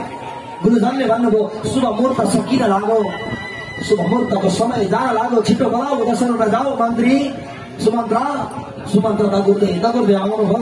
आउँदा त बिचरा आँसुका दहमा दशरथ लडिराख्नु भएको छ। आँसुका दहमा आज लडी गरिराख्नु भएको छ। छक्क परे सुमन्त्र गभरि आँसु पारे दगुर्दै गए। बिचरा रामले आमाका हातद्वारा भोजन ग्रहण गर्न मात्रै लाग्नु भएको थियो, मुखमा हाल्नु भएको थिएन। हाल्न मात्रै लाग्दै हुनुहुन्थ्यो, खान मात्रै लाग्दै हुनुहुन्थ्यो। त्यति बेला दगुर्दै आए। सुमन्त्रले भन्ने लागे राम राम भने हप्तापट राम जुरो उठ्नु भयो। उठेर जानुभयो। सुमन्त्र जाँदै हुनुहुन्थ्यो, त्यतै कुदेर जानुभयो। जाँदा त आफ्ना पिता लडिरहेका छन् भुइँमा, आँसुका दहमा लडिरहेका छन्। पितालाई उठाउन लाग्नुभयो तर पिता उठ्नु भएन। मूर्छा परिसक्नु भएको थियो, जगाउन लाग्नुभयो। अन्तिममा आमालाई सोध्नुभयो आमा के भयो, किन पितालाई यो अवस्था भयो भन्ने बित्तिकै कैकैले भन्न लाग्यो तिम्रा बाबालाई केही भएको होइन। तिम्रा बाबालाई त भाङ पारेर लडेका मात्रै हुन्, आज अभिनय मात्रै गरेका हुन्, यिनलाई केही भएको छैन। सज्जन हेर्नुहोस् त भावना, जहाँ दुःखले आँसुका दहमा लडेर रोइरहेका छन् दशरथ, आँसुका दहमा बढिरहेका छन्, बगिरहेका छन्, लडिरहेका छन्। तर कैकै भन्दैछिन् आज यो नाटक मात्रै हो भनेर छक्क पर्नुभयो र भन्नुभयो रामले आमा के कुरा भन्नुहोस्, के भयो? तिम्रा बासँग मैले दुईटा वरदान मागेको थिएँ। के वरदान आमा? पहिलो वरदान तिमीलाई राज्य होइन, तिम्रा भाइ भरतलाई राज्य हुनुपर्छ। दोस्रो वरदान तिमीलाई 14 वर्ष वनवास भन्ने बित्तिकै रामलाई पनि आँखा भरि आँसु भयो। तर आँसुलाई पिउनु भयो, देखाउन चाहनु भएन। हत्तपत्त गएर बाबालाई भन्नुभयो बाबा आखिरमा तपाईँको छोरै त हो नि भरत पनि, आखिरमा भरत पनि हजुरकै छोरा त हो नि। राज्यमा राजा भरत भन्दा के बिग्रिन्छ र? पिता उठ्नुभयो। 14 वर्ष भनेको कति पनि होइन, म अवश्य पूजा गरेर आइहाल्छु नि पिता भनेर आफ्ना पितालाई गभरि आँसु पारेर दुःखमा डुबल्की मारेर आफ्ना पितालाई उठाउन लाग्नुभयो। बिचरा दुईपट्टिबाट काम लगाउनु भयो, लिएर जानुभयो जहाँ सिंहासनमा लगेर आफ्ना पितालाई राख्नुभयो। दगुर्दै रुँदै आमाका काखमा जानुभयो। भन्नुभयो आमा अबदेखि हजुरले पकाएको मेरो खाने भाग्य रहेनछ, अब हजुरले पकाएको खाने मेरो भाग्य सकिएछ आमा, आजसम्म मात्रै रहेछ हजुरले पकाएको खाने मेरो भाग्य, आजबाट मेरो भाग्य सकिएछ आमा भनेर रुने बित्तिकै बिचरा कौशल्या मातालाई यो कुरा थाहा थिएन, केही कुरा थाहा थिएन। सीतालाई सोध्नुभयो, सीताले पनि भन्न सक्नु भएन। अन्ततगतमा भने सीताले भनिदिनु भयो 14 वर्ष वनवास भन्ने बित्तिकै कौशल्या आमाको आँखाबाट अश्रुधारा बग्न लागे। सबै आज थाहा पाए, गाउँवासीलाई थाहा भयो रामलाई त 14 वर्ष वनवास भन्ने बित्तिकै अयोध्यावासीका आँखा रसाए, आँखाभरि आँसु भए। आज समाज सबै रुन लाग्यो। आज रामलाई 14 वर्ष वनवास भन्ने बित्तिकै सबैका आँसु धारा बग्न लागे, सबैजना रुन लागे। अब के गर्ने होला, कसो गर्ने होला, आपत्ति पर्न लाग्यो। तर दुईजना व्यक्ति खुसी भए, कैकै र मन्त्रा खुसी भए। भरत र शत्रुघ्न माउला जानु भएको थियो, शकुनी मामाले माउला लिएर जानु भएको थियो। यता लक्ष्मणले थाहा पाउनु भयो। अब के गर्ने? आमालाई भन्नुभयो आमा म 14 वर्ष वनवास जाँदैछु भनेर रामले कौशल्या मातासँग बिदा माग्न लाग्नुभयो। बिचरा त्यति बेला सीता माताले पनि म सँगै जान्छु भन्ने बित्तिकै रामले भन्नुभयो सीता जंगलमा धेरै पीडा हुन्छ, खान पाइँदैन, लाउन पाइँदैन, बाघ भालुको डर हुन्छ। राम तिमी जाने कुरा नगर, तिमी आमाको रक्षा गर्न बस्छ भन्ने बित्तिकै सीताले भन्नुभयो प्रभु यदि तपाईँ मलाई छोडेर जानुहुन्छ भने, मलाई परित्याग गरेर जानुहुन्छ भने मेरो शरीर त यहाँ होला तर मेरो प्राण रहनेवाला छैन भनेर बिचरा सीताले भन्ने बित्तिकै अन्ततगतमा आमाले सीतालाई पनि आदेश दिनुभयो। उता लक्ष्मणले आफ्नी आमा सुमित्रासँग भन्न लाग्नुभयो मेरा दाजु भाउजू 14 वर्ष वनवास जाँदै हुनुहुन्छ अरे, मलाई पनि आज्ञा दिनुहोस्, म मेरा दाजु भाउजूको रक्षा गर्नेछु भन्ने बित्तिकै आमा खुसी हुनुभयो। सुमित्रा अन्ततगतमा भन्नुभयो बाबु दाजु भनेका पिता समान हुन्, भाउजू भनेका आमा समान रक्षा गर्नु, पिता समान दाजुको रक्षा गर्नु, बाबु अवश्य पनि जाऊ भनेर आदेश दिनुभयो। यता अवश्य पनि यी लुगा लाएर जंगलमा जान पाइँदैन थियो 14 वर्ष वनवास। उता सुमित्राले यानि कि कैकैले तिनी रुखका पोकराहरू, रुखका पत्ताहरू तिनीजनाका लागि लिएर आउन लागे। त्यति बेला गुरुजनले भन्नुभयो कहीँ जसका निमित्त 14 वर्ष वनवास हो उसैले मात्रै यिनै आज पत्ताहरू यानी कि यिनै आज बोक्राका लुगा लगाउनु पर्छ, यिनै पत्ताका लुगा लगाउनु पर्छ। तर जसले इच्छाले जानेवाला हो उनले लगाउनु पर्दैन भन्ने बित्तिकै विचार रामले आज तिनै अयोध्यामा राज्यमा बस्ने लगाएका लुगालाई त्यति बेला खोल्न लाग्नुभयो, बिचरा खोल्नु भयो। अनि तिनै पत्ता तिनै आज बोक्राका लुगा लगाउनु भयो, लगाएर बिचरा जान लाग्नुभयो। 14 वर्ष वनवास निस्किन लाग्नुभयो। सबै रोइरहेका छन्, सबै दुखित भइरहेका छन्। अब के गर्ने होला? वास्तविक यता सुमन्त्रमा बोलाउनु भयो र दशरथले भन्नुभयो सुमन्त्र अवश्य मेरा रथमा लिएर जाऊ, गएर सरयू नदीका तटमा पुर्याएर फर्काएर लिएर आउनु। 14 वर्ष बुढा भयो भनेर फर्काएर लिएर आउनु भन्ने बित्तिकै बिचरा सुमन्त्रका पनि आँखाभरि आँसु भए। तिनै आँसुका तिनै धारालाई लिएर बिचरा तिनै रथमा राखेर राम सीता लक्ष्मणलाई लिएर जान लाग्नुभयो। सबै अयोध्यावासी रहिरहेका छन्, सरयू नदीमा पुर्याउनु भयो। रामले एक्लै पारी जाने निर्णय गर्नुभयो पञ्चवटी वनमा। तर त्यति बेला सीताले भन्नुभयो यदि हजुरले छोडेर जानुभयो भने म प्राण यहीँ त्यागिदिनेछु भन्ने बित्तिकै बिचरा केवटले नाउ चलाउँथे, केवटलाई बोलाउनु भयो। हुरी बतास अनि बर्खाको समय थियो, बिचरा बाढी बढिरहेको थियो। केवटकी पत्नीले आज तिनी नाउ चलाउन दिन, तर त्यति बेला रामले दर्शन दिनुभयो केवटलाई। अन्ततः केवटले पारी लाने निर्णय गरे। जब रामचन्द्र भगवान तिनी नाउमा चढ्नुभयो, नाउमा चढेर सीता लक्ष्मण पनि चढ्नुभयो, पारी पुर्याउनु भयो। पुर्याउने बित्तिकै रामले हात जोडेर भन्नुभयो के भयो तिमीले त मलाई पारी तार्दियौ, तर मसँग केही छैन, रुखका बोक्रा मात्रै छन्, पत्ता मात्रै छन्, म के दिउँ तिमीलाई? त्यति बेला केवटले भनेको हो मैले त हजुरलाई यिनै जलबाट पारी मात्रै तारेको हुँ, नाउबाट पारी मात्रै तारेको हुँ, तर संसारबाट मलाई पार तार्दिनु होला प्रभु भनेर केवटले भन्न लाग्नुभयो। यता पञ्चवटी वनमा पुग्नुभयो। यता के भयो बिचरा अब त सुमन्त्र घर फर्केर आउने बेला भयो। बिचरा आउने बित्तिकै उता दशरथले हेरे आज छोरो छैन, साह्रै दुखी भए। तर दशरथले पूर्व जन्ममा एउटा गल्ती गरेका थिए। कस्तो गल्ती भन्दा एक समयको कुरा हो, यी राजा थिए, रानी थिए दशरथ। समयको अन्तराल यिनै आज के गरे त एकजना दृष्टिविहीन माता पितालाई बिचरा श्रवण कुमारले घुमाउनका निमित्त यिनै श्रवण कुमार दृष्टिविहीन माता पिताका एक्लो छोरो हुनुहुन्थ्यो। एक्लो छोरो भएकाले गर्दा आज बाबा आमाले भन्न लाग्नुभयो श्रवण कुमार हामीलाई तीर्थयात्रा जाने इच्छा छ, हामीलाई तीर्थयात्रा जाने रहर छ, हामीलाई एकचोटि तीर्थयात्रा घुमाएर लिएर आउन बाबु भनेर श्रवण कुमारसँग माता पिताले भन्न लाग्नुभयो। समयको अन्तराल बिचरा श्रवण कुमार अब के गर्ने? आखिरमा बाबा आमाको इच्छा पूरा गर्न सकिएन भने छोरा छोरी भएको अर्थ रहँदैन। श्रवण कुमारले विचार गर्नुभयो मेरा बाबा आमा दृष्टिहीन भएर पनि मलाई रक्षा गरेर यो अवस्थासम्म पुर्याउनु भयो भने यिनै माता पितालाई मैले तीर्थयात्रा गराउनु पर्छ भन्ने विचार गरेर जाक्ला बनाउनु भयो। एकापट्टि आमालाई राख्नुभयो, अर्कापट्टि बाबालाई राखेर जाक्लामा लिएर जाँदै हुनुहुन्थ्यो। जाँदै जङ्गलमा पुग्ने बित्तिकै आमाले भन्नुभयो बाबा साह्रै प्यास लागेको छ, छोरा साह्रै प्यास लागेको छ, पानी पिलाउन छोरा भनेर आमाले भन्ने बित्तिकै हत्तपत्त बाबा आमालाई त्यही राखेर पानी खोज्दै खोज्दै जानुभयो। जाँदै अलि पर जङ्गलमा एउटा तलाउ रहेछ, त्यही तलाउमा जानुभयो। गएर पानी उगाउनु पर्यो भनेर अलि गहिरो रहेछ, त्यही गहिरोमा निहुरेर पानी उगाउनु पर्यो भनेर पानी उगाउँदा उगाउँदै उताबाट दशरथले देखे। दशरथले हेर्दा बिचरा मृगले पानी पिउँदै गरेको देख्न लागे। एउटा मृगले पानी पिउँदैछ भन्ने विचार गरे। बिचरा गोडाको पुडी आउन हल्ने रहेको थियो बिचरा श्रवण कुमारको। त्यति गरे परेबाट बाढ प्राण गरिदिए। बाढ प्राण गर्ने बित्तिकै उनकै बुढी औँलामा लाग्यो बाढ। तीक्ष्ण बाढ थियो दशरथको। बिचरा त्यो बालक त्यही पानी कुवामा डुब्न लागे, यानी कि झर्न लागे, तडपिन लागे, छटपटाउन लागे। उता दशरथले विचार गरे मृग मर्यो, अब मैले मृगलाई उठाउनु पर्छ भनेर दगुर्दै आएर हेरे मृग त एउटा अबोध बालक लडिरहेको छ। अबोध बालक लडिरहेको छ। दशरथका गाभारि आँसु भए बाबु को तिमी? मैले तिमीलाई चिन्न सकिन, जान्न सकिन बाबु, मैले जानेर होइन, आज अन्जानमा तिमीलाई बाढ प्राण गरे बाबु भन, तिमी को हौ बाबु भन भन्ने बित्तिकै त्यति बेला श्रवण कुमारले भन्दिनु भयो म दृष्टिविहीन माता पिताको एक्लो छोरो हुँ, मेरो नाम हो श्रवण कुमार। मेरा माता पितालाई तीर्थयात्रा गराउनका निमित्त लिएर म जाँदै थिएँ। अब आमा बुबाले पानी पिउने इच्छा गर्नुभयो। त्यही पानी पिउने इच्छा गरेकाले गर्दा पानी लिन आएको थियो। प्रभु हजुरले मलाई बाँड दिनुभयो। प्रभु गएर मेरा बाबा आमालाई पानी पिलाउनु होला, छिटो भन्दा छिटो गएर पानी पुऱ्याइदिनु होला, तीर्थयात्रा पुरा गरिदिनु होला। मैले बाबा आमाको छोरा भएर पनि बाबा आमाको इच्छा पुरा गर्न सकिनँ।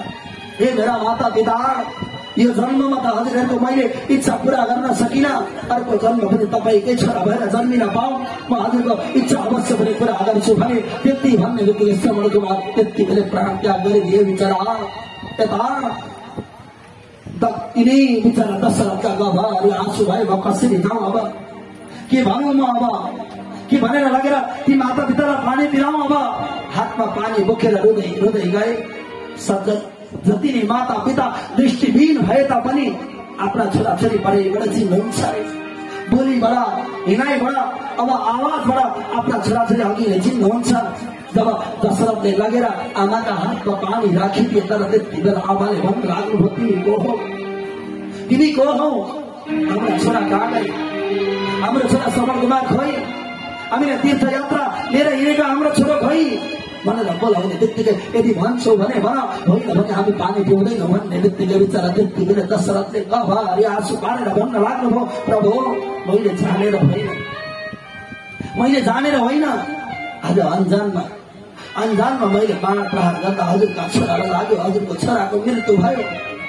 मैले जानेर होइन आमा, मलाई क्षमा दिनुहोस् हे बाबा भनेर रोइ कराइ गर्ने बित्तिकै त्यति बेलै बिचरा यिनी दृष्टिहीन माता पिताले श्राप दिनुभयो। दशरथ, तिमी त पापी रहेछौ, राजा होइन रहेछौ, तिमी त दुष्ट रहेछौ। त्यसैले गर्दा आज हाम्रा छोराका वियोगमा हामी दृष्टिहीन माता पिताले जति तडपिनु परेको छ, तिमीले पनि तिम्रा छोराका वियोगमा तडपी तडपी मर्नु परोस् भनेर श्राप दिए। बिचरा तिनी दृष्टिहीन माता पिताले आज त्यही श्राप लाग्यो दशरथलाई।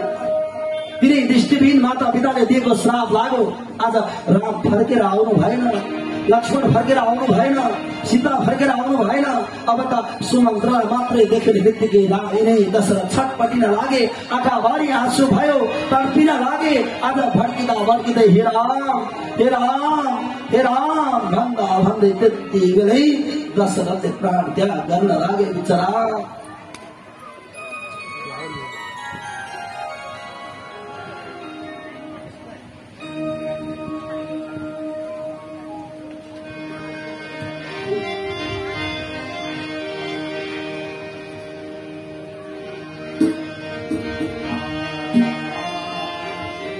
राम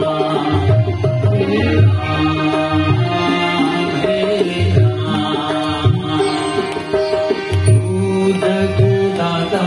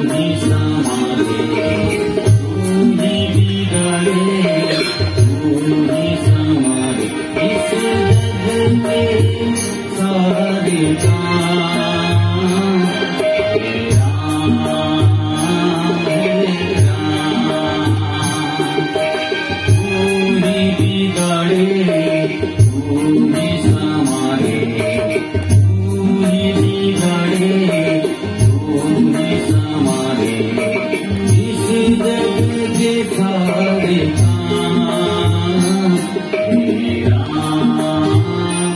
हे राम हे राम हे राम हे राम हे राम हे दशरथ अत्यंत दुखी भय सारे पीड़ा भयो आज छटपटी दे राम राम राम बंदा बंदे त्यति बेले दशरथ को प्राण गयो। अब के गर्ने दुईटा छोरा मावलमा छन् दुईटा छोरा वनवास गए अब के गर्ने हतपत सुमन्त्र जानुभयो। शकुनी मामाकामा गएका ती दुईटा छोरा भरत र लक्ष्मणलाई यानि कि शत्रुघ्नलाई लिएर आउनुभयो। रत्न लिएर आउनुभयो। सधैँ त हर्ष उल्लास हुन्थ्यो अयोध्यामा, सधैँ त भरत आए भनेर सबै गाउँवासी निस्किन्थे, तर आज कोही पनि निस्केनन् घरमा, सब मौन छ, सब दुखी छन् घरमा, गाउँवासी सबै दुखी छ। के भयो होला? सुमन्त्रलाई सोध्नुहुन्छ, सुमन्त्र रोइरहेका छन्, बोल्न सकिरहेका छैन। जब गेटमा आउने बित्तिकै पिता आउनुहुन्थ्यो कुदेर, छोरा आए भनेर, आज ती छोरा छैनन्, आज पिता आउनु भएन। सधैँ दाजु आउनुहुन्थ्यो, मेरा भाइहरू आए भनेर आलिङ्गन गर्नुहुन्थ्यो, तर आज ती दाजु भाउजू छैनन्, कहाँ गयो होला, के भयो होला, कहाँ गयो मेरो भाइ लक्ष्मण? भरतले विचार गर्नुभयो, विचार हेर्दै हेर्दै आउनुभयो। घरमा आएर हेर्नुहुन्छ त सबै आमाहरू सेतो लुगा लाएर बसिरहेका छन्। कहिले विचार गरी मेरो छोरा साह्रै खुसी हुन्छ होला, मेरा छोराले मलाई शाबासी दिन्छ होला भनेर जुन चाहना बोकेकी थिए, तर त्यो पुरा भएन सज्जन, त्यो पुरा भएन, त्यो इच्छा पुरा भएन कहिलेको। हर हत्तपत्त भरतले सोध्नुभयो, आमा यो के भयो, यो के भयो? खोइ पिता, मेरा देवता जस्तो पिता खोइ, मेरा धर्म जस्तो दाजु खोइ, भाउजू खोइ, मेरो प्यारो भाइ खोइ लक्ष्मण। सोध्नुभयो। कहिले हाँस्दै हाँस्दै भन्न लागे, बाबु आज मन्थराले सेवा गरे, आज जुन चाहना थियो त्यही भयो। बाबु तिम्रा बाबु स्वर्गवास, दाजु 14 वर्ष वनवास भन्ने बित्तिकै त छट। कहिले भने आज मन्थराको सहयोगले गर्दा तिमीलाई राज्य, बाबु स्वर्गवास, दाजु वनवास भन्ने बित्तिकै त यति रिसाए, सबै कुरा थाहा पाए। थाहा पाउने बित्तिकै आमालाई गाली गरे, आमालाई राम्रो भनेनन्, त जस्तो पापिनीको गर्भबाट जन्म मैले किन लिएछु? कहिले भनेकी थिए, मैले 2टा वरदान मागेको थिएँ तिम्रा पितासँग, तिमीलाई राज्य र हामीलाई वनवास मागेको थिएँ। आज यो जे सोचेको त्यही भयो भन्ने बित्तिकै त यति गाली गरे, पापिनी दुष्ट। आखिरमा तैले यति बोल्नुभन्दा पहिला तेरो जिब्रो किन भुइँमा झरेन? तेरो जिब्रो थुत्नु पर्थ्यो, आज किन थुतेनन्?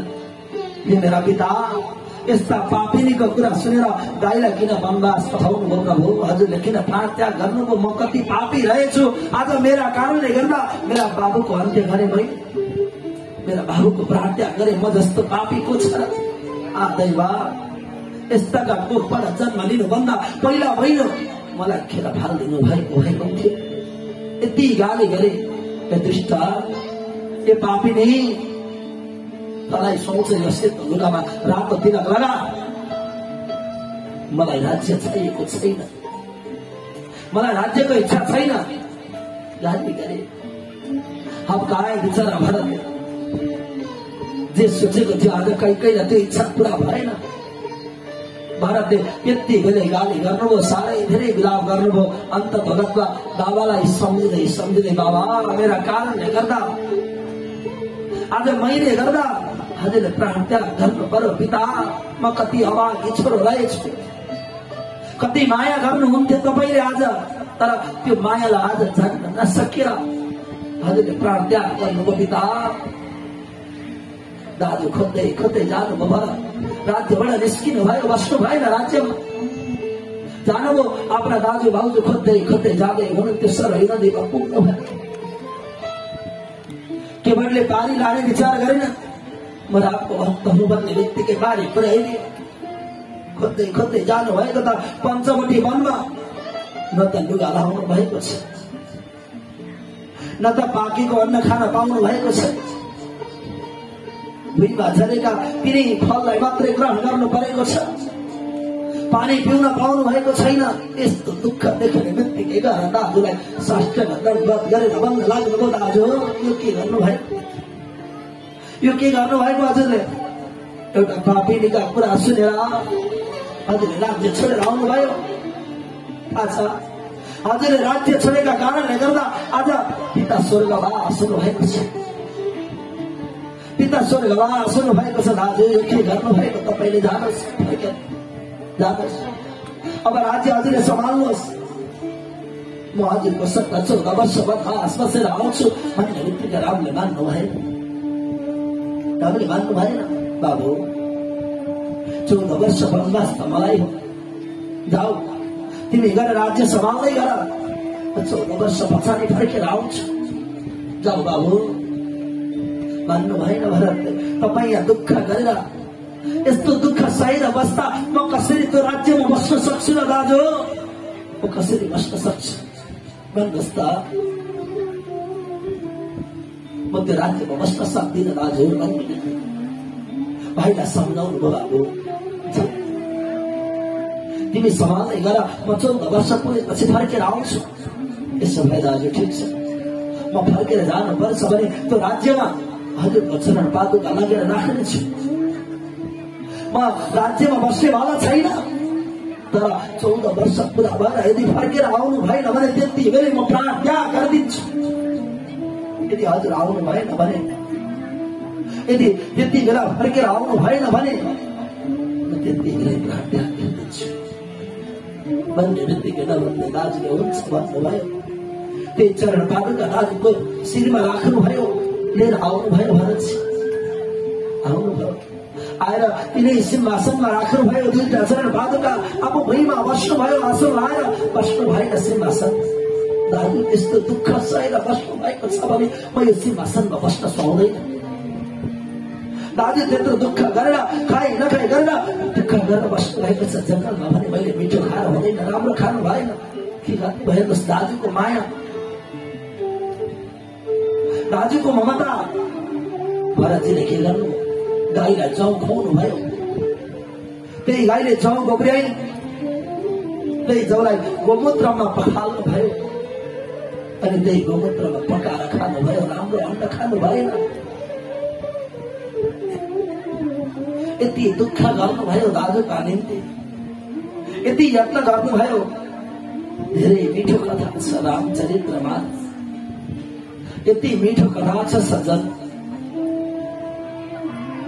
आनन्द लिनुपर्छ भने रामचरित्र मानसमा आनन्द लिनुपर्छ, संस्कार सिक्नुपर्छ भने रामचरित्र मानस सुन्नुपर्छ, मर्यादा सिक्नुपर्छ भने रामचरित्र मानस श्रवण गर्नुपर्छ।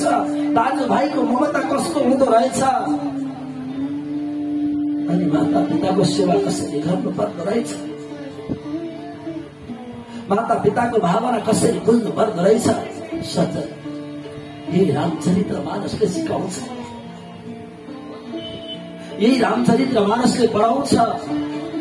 हामी त मनुष्य हो। पछि गएर रामले साह्रै दुःख सहनु भएको छ। यता भरतले पनि दाजुलाई दुःख छ, उसलाई पनि सुख भएन। सुखले राज्य भोग गर्नु भएन, दुःखले गर्नु भयो। राज्यमा बस्नुभयो।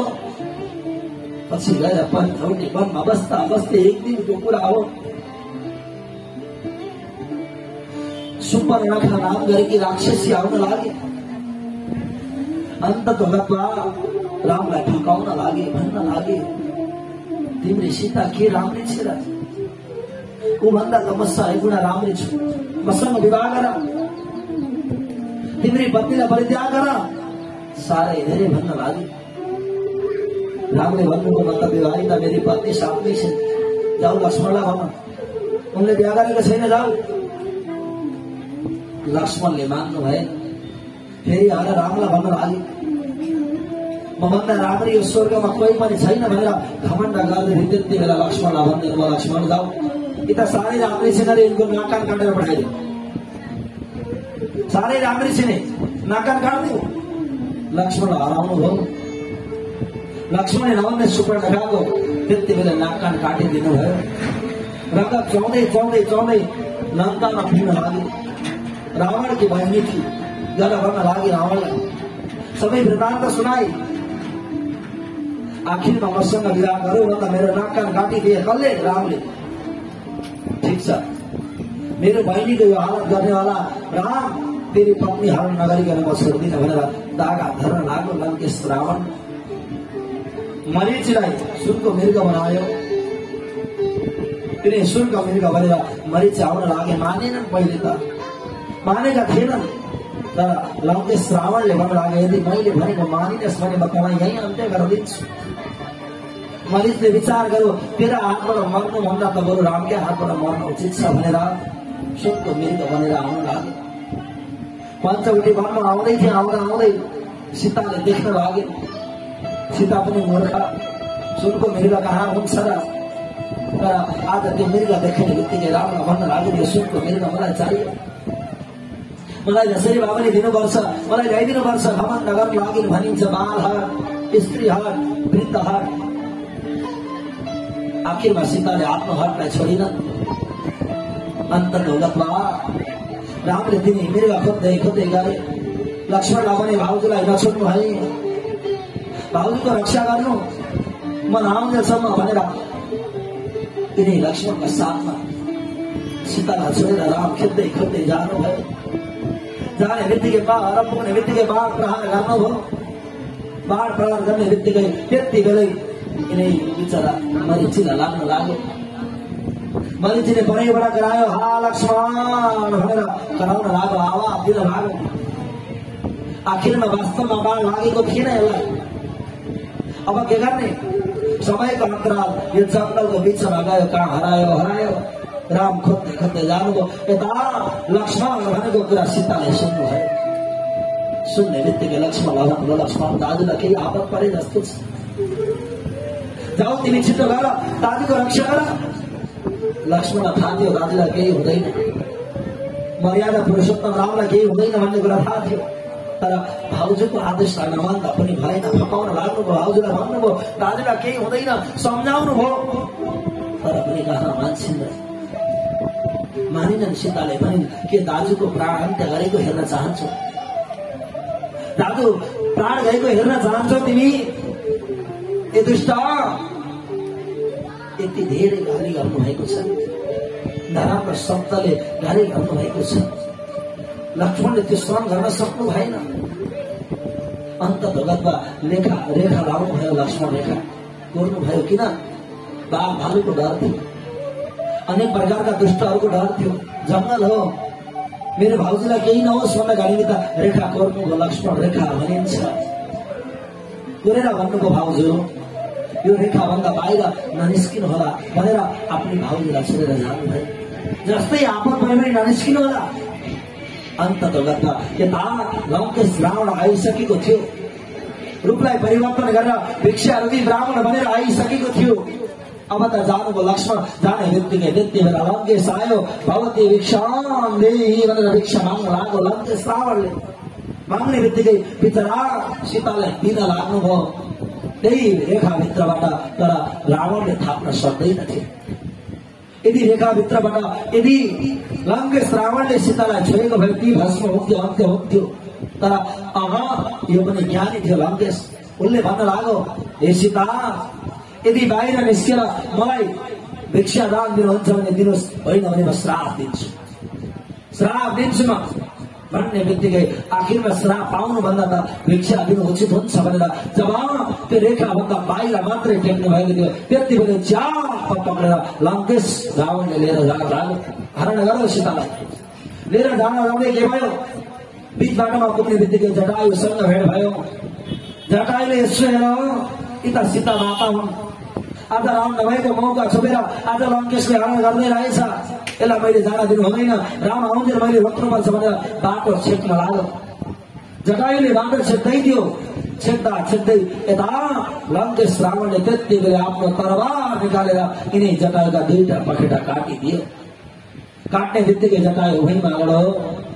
राम राम भनिरहेको छ। कति बेला राम आउनु होला भनेर प्रतीक्षा गरिरहेको छ। यता लङ्केश रावणले लिएर गयो सीतालाई लगेर अशोक वाटिका बनाएको। धेरै लामो कथा छ, यति राम्रो कथा छ, यति मिठास छ, तर समय छैन सज्जन। अन्ततः गर्दा पछि गएर रामलाई जटायुले जब लङ्केशले हरण गर मात्रै भन्न पाउनु भएको छ। रामले धेरै पागल जस्तो भएर विलाप गर्नु भएको छ। सीते आज झारपातलाई पनि सीता देख्नुहुन्छ, तिमी किन छोडेर गयौ भन्नुहुन्छ, आलिङ्गन गर्नुहुन्छ, अनि रुखलाई सोध्नुहुन्छ मेरी सीतालाई देखेनौ भन्नुहुन्छ। घरि तिनै रुखले आफ्ना सीता सम्झेर आलिङ्गन गर्नुहुन्छ। यति भाव विभोर भएर सीतालाई खोज्दै खोज्दै जाँदा जटायुले भनिदिन्छन् अन्ततः गएपछि गएर अब के गर्ने।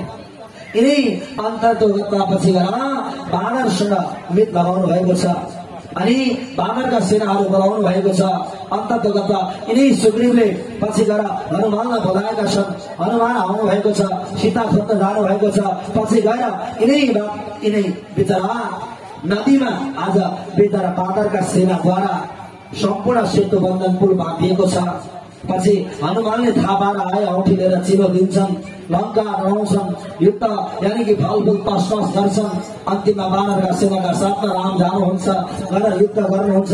युद्ध गर्दा सबै आज लङ्केशका सेना मेनाको अन्त्य हुन्छ, तर लङ्केशलाई मार्न सक्नु भएन। विभीषण यिनै लङ्केशका भाइ विभीषण। आज विभीषण भगवानका राम भक्त थिए, साक्षात भगवानका परम भक्त थिए। अन्ततः अब के गर्ने। आखिरमा सज्जन आफ्नो घरको वृत्तान्त आफ्नै परिवारले सुनायो भने मात्रै थाहा हुन्छ, न त थाहा हुँदैन। बाहिरलाई सबै कुरा थाहा हुँदैन, घरबाट नौकले अर्काले थाहा पाउँदैन। आज वास्तवमा रामले रावणलाई मार्न सक्नुहुन्न थियो, सामर्थ्य थिएन। तर त्यति बेला विभीषणले भनिदिए राम यदि मेरो दाइलाई मार्नुपर्छ भने यिनका नाभिमा अमृतको घडा छ, जबसम्म अमृत घडा सुकाउनुहुन्न तबसम्म मेरा दाइलाई मार्न सक्नुहुन्न। आज राम त्यति दुखित हुनुभएको थियो, जति उसका शिर छेदन गर्नुहुन्थ्यो त्यति आज जोडिन्थ्यो, जति शिर छेदन गर्नुहुन्थ्यो जोडिन्थ्यो। हार दिक्क हुनुभएको थियो। अन्तिममा विभीषणले भेद खोलिदिए। भेद खोल्ने बित्तिकै भगवानले त्यति बेला अग्निबाण प्रहार गर्नुभयो नाभिमा। अग्निको घडा यानि कि अग्निको घडा सुकाइदिनु हो, तत्पश्चात बाण प्रहार गर्नुभयो। यिनै लङ्केशको अन्त्य गरिदिनु भयो। भक्तवत्सल भगवान के, श्याम रामचन्द्र भगवान के। अन्तिममा लङ्का यति राम्रो थियो नि, सुनै सुनको लङ्का थियो, सुवर्णले युक्त भएको लङ्का थियो। त्यति बेला लक्ष्मणले भन्न लाग्यो दाजु अब लङ्केशको अन्त्य त भयो, अब हजुर यहाँ राजा भन्नु होला अनि म मन्त्री बन्छु। हाम्रो अयोध्या त साह्रै राम्रो छ, साह्रै माटोले भरिपूर्ण भएको छ, ढुङ्गाले भरिपूर्ण भएको छ, तर यो त माडी माणकले युक्त भएको रहेछ, सुनै सुनले युक्त भएको लङ्का रहेछ, हामी यहीँ बसौँ न भनेर त्यति बेला लक्ष्मणले लोभ गरे। लोभ गर्ने बित्तिकै रामले भन्नुभयो अपि स्वर्णमय लङ्का नमे लक्ष्मण रोचते जननी जन्मभूमि स्वर्गद्वापे गरे असे। भाइ हेर, अर्काको राज्य जति नै राम्रो भए तापनि, अर्काको देश जति नै राम्रो भए तापनि, अर्काको ठाउँ जति नै राम्रो भए तापनि आफू जन्मेको गाउँ, आफू जन्मेको देश, आफू जन्मेको घर भन्दा राम्रो अर्को केही पनि हुँदैन बाबु। हाम्रो अयोध्या जस्तो कहाँ छ र यो लङ्का? हाम्रो अयोध्यामा जति आनन्द छ नि यो लङ्कामा आनन्द छैन बाबु। हामी फर्केर गएनौँ भने अवश्य पनि तिम्रा दाजु भरतले प्राण त्याग गर्नेछन् बाबु। हेर, हामीले आफ्नो ठाउँलाई प्यारो मान्नुपर्छ। जननी जन्मभूमि स्वर्गद्वापी गरिएपछि आफू जन्मेको ठाउँ स्वर्ग समान हुन्छ। हेर, हामी फर्केर जानुपर्छ भनेर भाइलाई भन्नुभयो। विभीषणलाई राज्यमा राजगद्दीमा राखिदिनु भयो अनि सीतालाई लिएर त्यहाँबाट अवश्य अयोध्या प्रस्थान गर्नुभयो। सज्जन यति मिठो कथा छ, यिनै कथालाई मैले यहीँ बिट माने।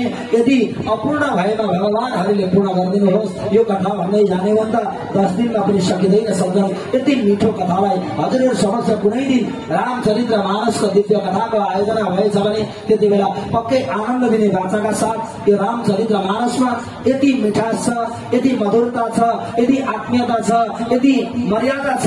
यो मर्यादाका पुरुषोत्तम भगवानका रामचरित्र मानसलाई यही परिपूर्ण गर्न चाहन्छु। भक्तवत्सल भगवान के, श्याम रामचन्द्र भगवान के।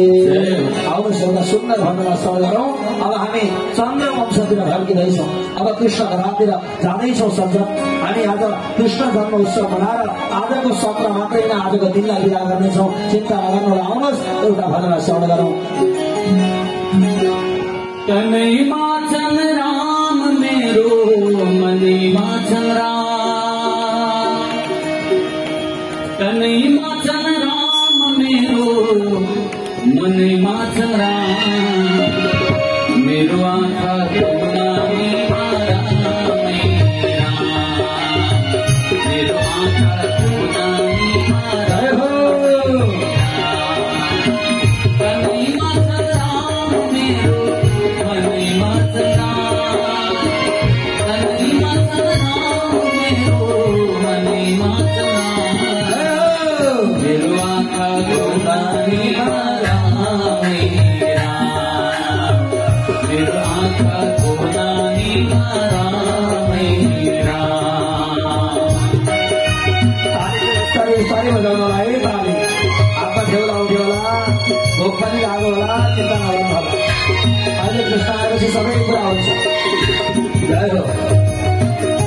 आज त कृष्ण जन्मोत्सव हो। नाम घरमा मिठा हालेर भोजन बन्दैछ। यति मिठा मिठा नि, आहा, चिन्ता नगर्नु होला। जय हो। ताली चाहिँ बजाउनु होला। हरि बोल।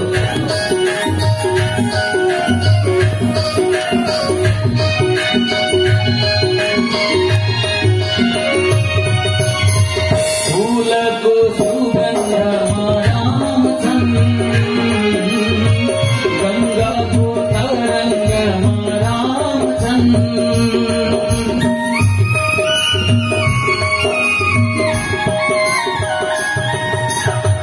फूलको सुगन्धमा रामचन्द्र, गङ्गाको तरङ्गमा रामचन्द्र, जलमा सबको घटमा, जलमा सबको घटमा राम मेरा, मेरो आँखा गुनाही मारा मेरा, मेरो आँखा गुनाही मारा मेरा। जय हो। ताली बजाउनु होला है सबैले। अरे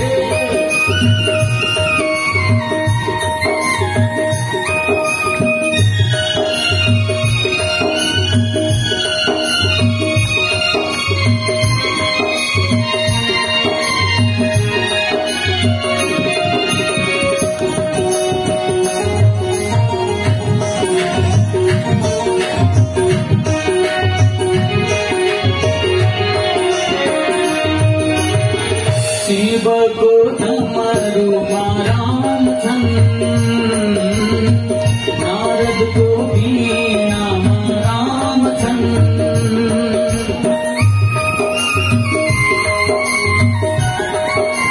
ओ शिवको डमरुमा रामचन्द्र, नारदको वीणामा रामचन्द्र, सारा विश्व को कण कण मा, सारा विश्व को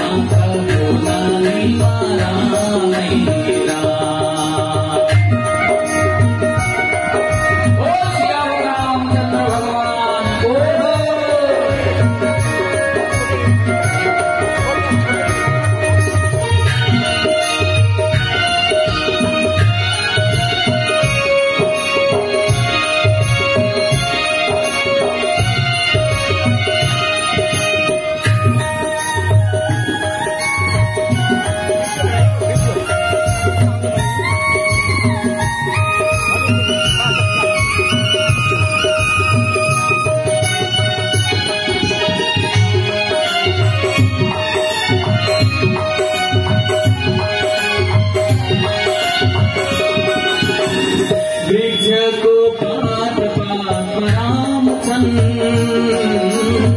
दृश्य